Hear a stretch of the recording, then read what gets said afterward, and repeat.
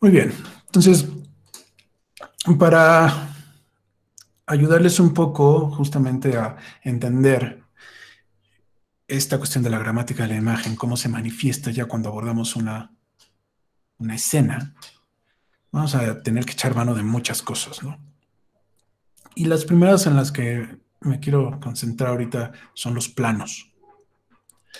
Aparte de los planos, hay otras que se llaman campos. Los campos y los planos son básicamente espacios que están frente a la cámara. Espacios a veces muy amplios o a veces muy reducidos.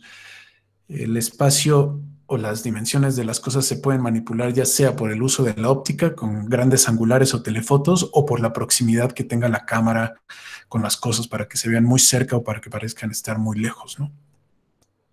La diferencia entre los campos y los planos, nosotros la vamos a, digamos, delimitar por que en los campos nos vamos a estar concentrando principalmente en lugares, en situaciones espaciales, en cuestiones de espacio.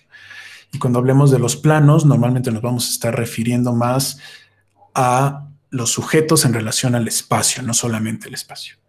Si ustedes lo llegan a buscar en inglés, son shots y no hay diferencia entre planos y campos, ¿no? Eso es algo que no sé por qué, pero en español como que hay personas que utilizan campo abierto o, o plano, ¿no? Pero vamos a irnos por lo que es más ampliamente utilizado, que son los planos.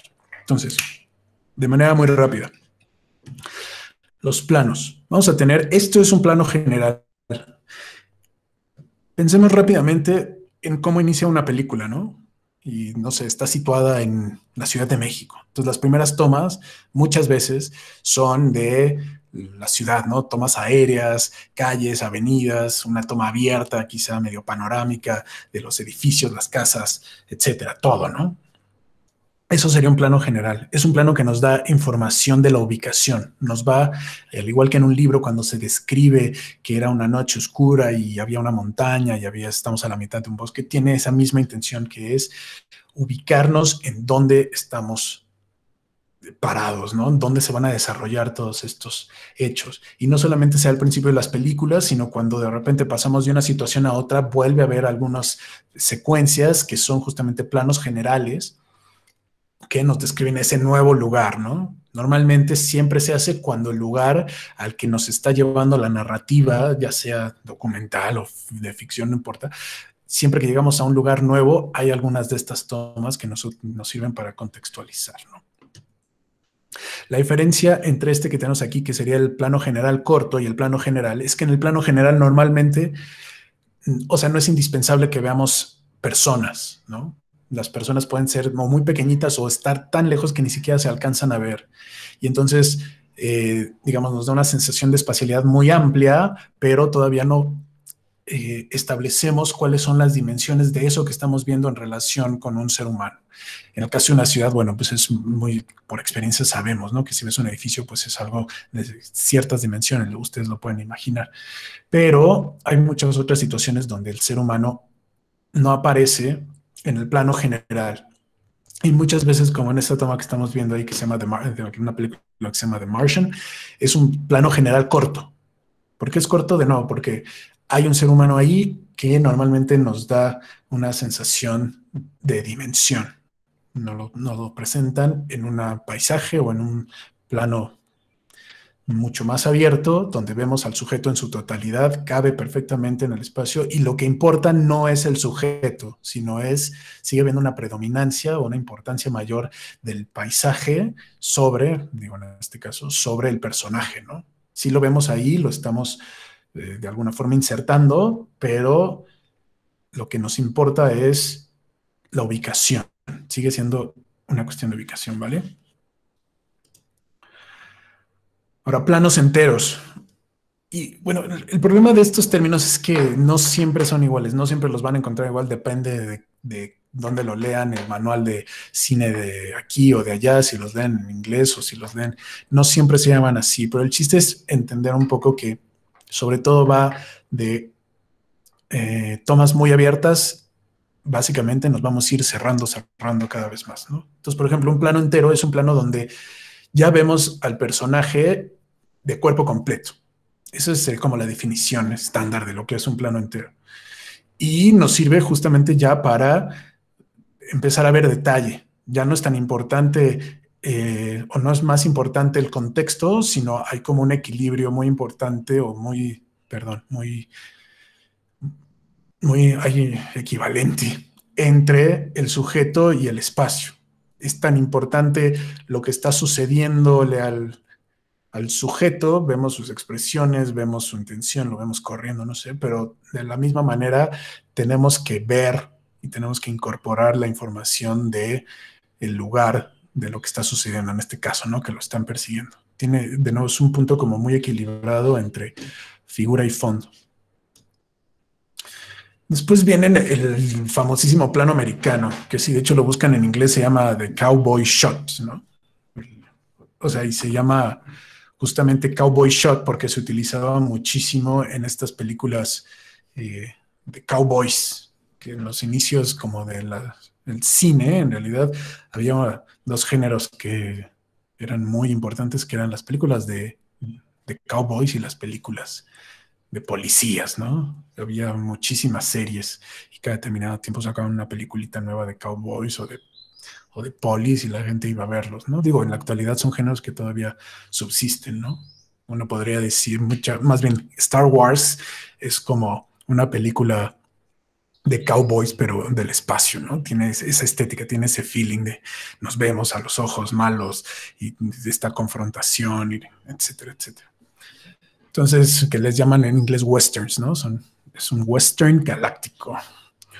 Entonces, los planos americanos, normalmente el corte se da justamente en la parte de los muslos. Se puede dar, normalmente no se da abajo de la rodilla, siempre se da entre las rodillas y abajo de la cadera. Y se llama plano americano. El plano medio es un corte que se da ya sea en la cadera, en la cintura, más o menos, y que nos sirve para concentrarnos. Aquí ya estamos entrando más en el rango de las expresiones, ¿no? Mientras que el plano americano todavía era ver al sujeto, era americano porque o lo utilizaban con los cowboys, pues, porque los cowboys tenían sus pistolas o estos vaqueros tenían sus pistolas en el cinturón, ¿no? Entonces se necesitaba una toma donde se viera la expresión, donde se generara esta tensión, pero que al mismo tiempo viéramos las pistolas, que era finalmente el elemento de riesgo, ¿no? Lo que le agregaba ese dramatismo. Entonces por eso el cuadro americano o el cowboy shot cortaba ahí, ¿no? Era como lo más cerca posible, pero mostrando todos los elementos que son necesarios para la escena, ¿no? El plano medio, de repente, pues es algo donde ya alcanzamos a ver, sobre todo en una proyección de cine, ya expresiones, ¿no? Donde podemos ver de manera casi como si estuviéramos frente a frente.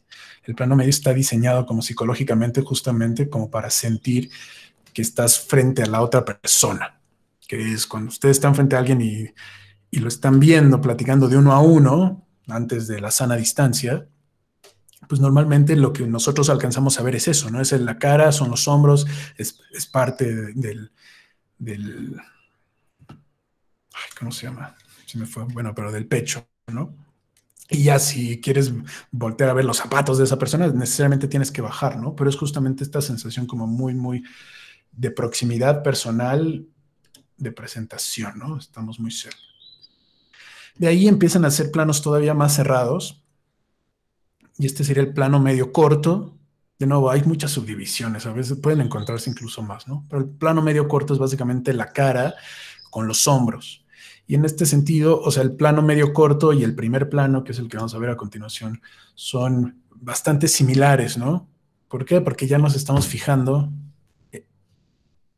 en las microexpresiones, en la gestualidad, ¿no? En cuando a algún personaje le dicen algo y como que hace una expresión así de, ah, no te creo, o sonríe un poquito de manera hipócrita, o se ríe, o se le ven los ojitos iluminados. Ayuda justamente a través de la lectura de la expresión facial a entender qué es lo que está sintiendo y pensando una persona, sobre todo cuando no tenemos como estas voces. Hay películas que sí las incorporan, ¿no? Estas voces en primera persona donde escuchas el pensamiento, que no son o sea, no son tan comunes, ¿no? Casi no se ocupan, aunque hay muchas series y muchas películas donde sí, ¿no? Pero cuando no tienes este lenguaje hablado del personaje describiendo la situación en la que está, pues te tienes que valer de otros medios justamente para dar a entender qué es lo que está atravesando. Y el plano medio corto y el primer plano justamente son estos, ¿no? O sea, concentrarnos en la cara. Después de eso vamos a tener el primerísimo primer plano, que casi nadie le dice así, ¿no? En inglés le pueden decir el extreme close up, ¿no? Un close up es como un primer plano, un extreme close up es pues, un close up extremo, que sería esto, ¿no? Que ya es como muy, muy cerca, es para ver detalles muy, muy específicos. Y en este sentido, cuando decimos primerísimo primer plano o extreme close up, nos referimos al rostro, pero otra forma como de extreme close-up, y en inglés justamente no hay diferencia muchas veces entre estos dos, es el plano detalle. El primerísimo primer plano y el plano detalle son, o sea, acercamientos muy, muy, muy extremos de la cámara y sirven para que nosotros le digamos o hagamos, demos por enterado al espectador de alguna información que es sumamente importante para la descripción o para la narrativa y que al ser como tan diminuta o al ser tan sutil podría pasar desapercibida. Entonces se utiliza esto para darle la importancia que quizá a nivel como de acción o a nivel como de por cuestiones de tamaño no lo tiene, entonces pues se tiene que poner en pantalla completa, ¿no? Tiene que rellenar toda la proyección para que nosotros con mucho lujo de detalle, justamente por tamaño, le demos esta importancia. ¿Alguna duda hasta acá? ¿No? ¿Todo bien? Entonces nada más, o sea, es planos descriptivos de espacios, de contextos, personas en situaciones de manera muy equilibrada, donde es importante ver cómo se está relacionando un sujeto con su entorno o con otros sujetos, y de repente cosas mucho más cerradas para microexpresiones, para poner a cuadro cosas que son importantes para la narrativa, cosas que son muy sutiles pero significativas, dimensión de toda esta parte psicológica, de toda esta parte emocional, de empatía y de entendimiento con los personajes, ¿no? Ok.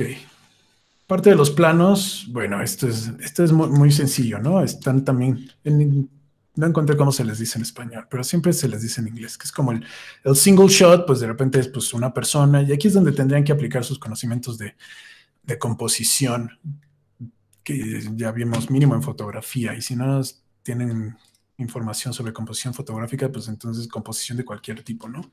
Está el two shot, el three shot. En realidad esto es como nada más para saber cuántas personas va a haber a cuadro.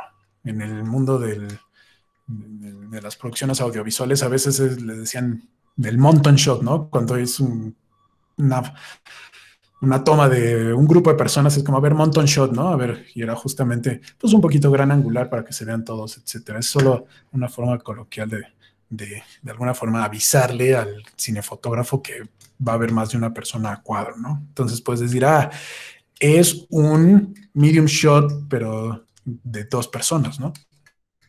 Entonces aquí es donde se empiezan un poco a combinar.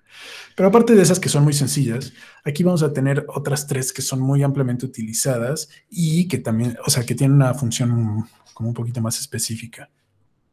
Uno muy conocido es el over shoulder. Y el over shoulder es básicamente cuando la cámara ve encima como de uno de los hombros o que se alcanza a ver el hombro, como vemos ahorita en pantalla, se alcanza a ver el hombro de la persona que nos está dando la espalda a nosotros como cámara, ¿no?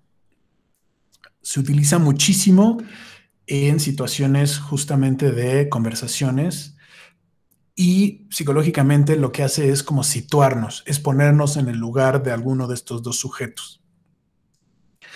Sucede mucho cuando hay como una figura de poder, que en esta foto podría ser Anthony Hopkins, Y justamente para que nosotros como espectadores sintamos esta presencia, este poder, esta importancia de este personaje, nos ponen como el que lo tiene enfrente, ¿no? Para tener como esta confrontación. Y a nivel, digamos, también como de asimilación, es una solución que intenta exponenciar lo empático, ¿no? Que es que nosotros nos conectamos no con el que tenemos enfrente, sino nos conectamos con el que tenemos allá al ladito en el hombro, ¿no? Después, una solución muy similar, pero que es el overhip shot, que son las tomas donde hay una cadera. Y esto se da muchas veces cuando las personas o los actores o los personajes que están ahí, pues básicamente están en dos niveles distintos. Uno está abajo y el otro está arriba. Y entonces es como generar esta misma sensación, pero no estando frente a frente, ¿no? Esta no es tan importante y no es tan utilizada. Pero esta sí. Esta del POV se llama Point of View. Y esto se utiliza en un montón de cosas. En los videojuegos, ustedes pueden jugar un videojuego en tercera persona, donde es un juego de carros y ustedes ven su carrito, o pueden jugarlo en Point of View, que es cuando pues, más bien los presentan como si estuvieran dentro del carro, o como si ustedes son los que tienen el arma y solo ven las manitas mientras caminan y ven su pistola enfrente de ustedes en el videojuego. O en el caso del cine en las películas, es cuando la cámara literalmente eh, sustituye a uno de los personajes y estamos viendo exactamente lo que ve el personaje. Entonces, este tipo de cámaras son cámaras que la intención que tienen sobre todo es justo eso, ponernos en los zapatos exactamente del personaje. Y por eso estas películas de terror a las cuales ya he hecho referencias varias veces que estuvieron de moda en los 2010, algo así, que pues, eran como falsos documentales, como la bruja de Blair o cosas como Rec, etcétera, lo que nos dan es esta sensación de point of view, ¿no? Encima, o sea, como cubierto con el hecho de que en teoría estamos viendo lo que está viendo el camarógrafo, ¿no? Pero bueno, tiene esta función como de empática, ¿no? De ver exactamente. Ya saben, como cuando alguien se levanta de un sueño o le dieron un golpe y se ve borrosito y de repente ya vemos bien las cosas y ya de repente vemos los ojos del actor. Ah, bueno, pues eso es el point of view. Altamente empático. Ahora, además de eso, ¿cuánto tiempo tenemos? No, pues ya casi se nos. Pues explico esto y ya. Vienen los ángulos de la cámara. Y los ángulos de la cámara son un poquito más complejos que esto, pero vamos a tener un ángulo normal que es, o sea, la cámara más o menos a 90 grados y es una sensación de frontalidad, ¿no? Puede estar arriba y abajo y después vemos un poquito por qué, pero es solamente para que lo tengan y sobre todo si van incorporando de alguna forma estos términos a su lenguaje, pues va a ser más fácil que nos comuniquemos cuando hagamos las revisiones de sus ejercicios. Entonces, vamos a tener la picada, que muchas veces se utiliza para hacer sentir que lo que estamos viendo tiene poco valor. Picada y contrapicada tienen justamente esta función, que es cuando nosotros vemos que la cámara, en lugar, por ejemplo, de ver a este niñito frente a frente, que la cámara esté a la misma altura, esté bajito, la vemos de arriba hacia abajo, eso nos da a nosotros como una sensación de poder, ¿no? De altura, de que estás viendo algo de arriba hacia abajo. Es algo que no, en teoría, no tiene como mucha, no te genera ninguna atención o hay que verlo, digamos, sin despreocupados, no representa ningún riesgo. Digo, en esta película ya sabemos que sí, ¿no? Pero eso es un poco la sensación psicológica. El contrapicado hace lo contrario, que es pone al espectador viendo hacia arriba, ¿no? Entonces se genera una sensación como de poder. Esta es muy utilizada, sobre todo, por ejemplo, en películas de acción, donde los actores En muchos casos no son muy altos, por ejemplo, con Sylvester Stallone o Arnold Schwarzenegger lo hacían mucho porque en teoría no son muy altos y para que se vean grandes y esto pues obviamente se tradujera en que son como poderosos y capaces porque son los héroes finalmente de algunas historias, las cámaras siempre lo están viendo un poquito en contrapicada para que nosotros como espectador sintamos que son más altos, más grandes, más fuertes. ¿Va? Entonces son figuras normalmente de poder. Pues vamos a tener tomas que no son muy comunes, las tomas cenitales, que son completamente viendo de arriba y hacia abajo, que pues, estas, más que una cuestión psicológica, son una cuestión de narrativa, en qué momento son necesarias, igual que la cenital está la nadir, que es viendo de abajo hacia arriba, ¿no? La utilizan mucho cuando, ya saben, están como en un funeral y hay una cámara que ve desde el hoyo en la tierra, ve hacia arriba el cielo, pero pues que al mismo tiempo pues, te ubica a ti como si estuvieras dentro del sarcófago, ¿no? Esto normalmente son cuestiones mucho más, más que psicológicas, como de espaciales, de ubicar al espectador en un espacio para pues, que nuestra interpretación de ese espacio sea distinta. Ok.